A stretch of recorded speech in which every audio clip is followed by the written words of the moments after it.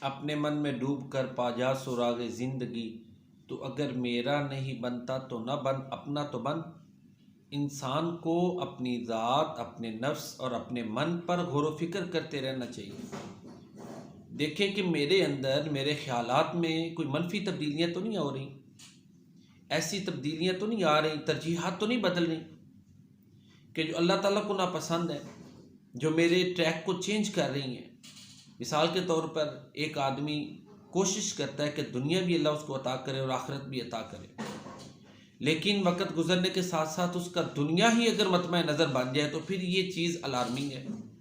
یہ تبدیلی، یہ چینج جو ہے اور یہ انسان کے اندر جو تغیر ہے، تبدل ہے، یہ انتہائی خطرناک ہے۔ اللہ فرماتے ہیں وَمِنْهُم مَّن يَقُولُ رَبَّنَا آتِنَا فِي الدُّنْيَا وَمَا لَهُ فِي الْآخِرَةِ مِنْ خَلَاقٍ۔ کچھ لوگ ایسے ہیں جو کہتے ہیں کہ یا اللہ میں دنیا میں ہی جو کچھ ہے وہ دے دے، تو اللہ فرماتے ہیں آخرت میں ان کا کوئی حصہ نہیں۔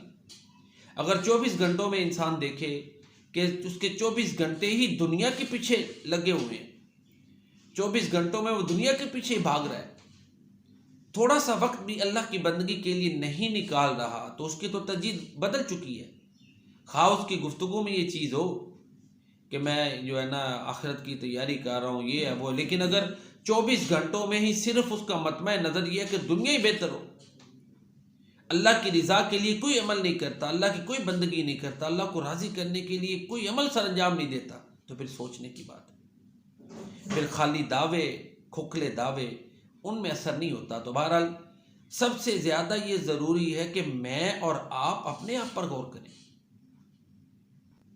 ہمیں اپنی ذات پر غور و فکر کرنا چاہیے۔ اللہ تعالیٰ ہمیں اپنی اصلاح کرنے کی توفیق عطا فرمائے، آمین یا رب العالمین۔ السلام علیکم ورحمۃ اللہ وبرکاتہ۔